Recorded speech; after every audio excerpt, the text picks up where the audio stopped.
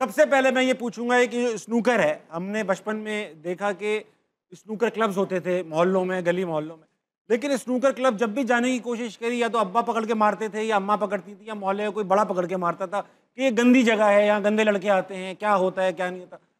ये बताइए कि ये स्नूकर क्लब जाने में आपको भी ये परेशानियां हुई या आपको खुशी खुशी जाने दिया गया कि जाओ?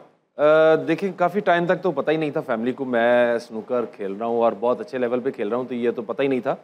तो फिल वक़्त शुरू में मुश्किलात हुई और शुरू में काफ़ी प्रॉब्लम्स आई मेरे लिए।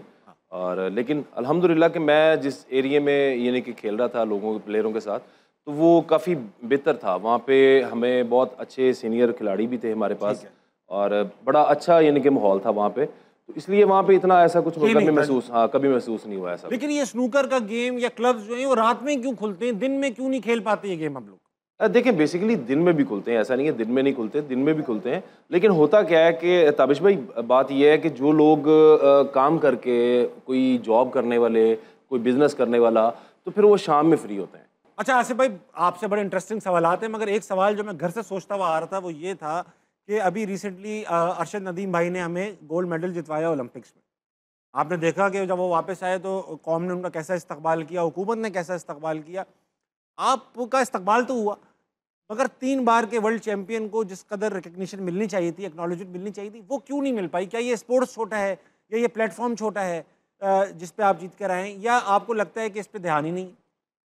मैं समझता हूँ कि इस पे ध्यान नहीं है पूरी तरह से। और ये अचीवमेंट तो बहुत बड़ी है अल्हम्दुलिल्लाह। क्योंकि मेरे से पहले एक ही प्लेयर था जिसने ये 3 बार ये वर्ल्ड चैंपियनशिप जीती हुई थी। वो थे इंडिया का पंकज अडवाणी। जी जी, और ये टूर्नामेंट जीतने के बाद मैंने उनका जो रिकॉर्ड था अब बराबर कर दिया है। इंशाल्लाह अगले साल तोड़ भी होंगे। इंशाल्लाह इंशाल्लाह।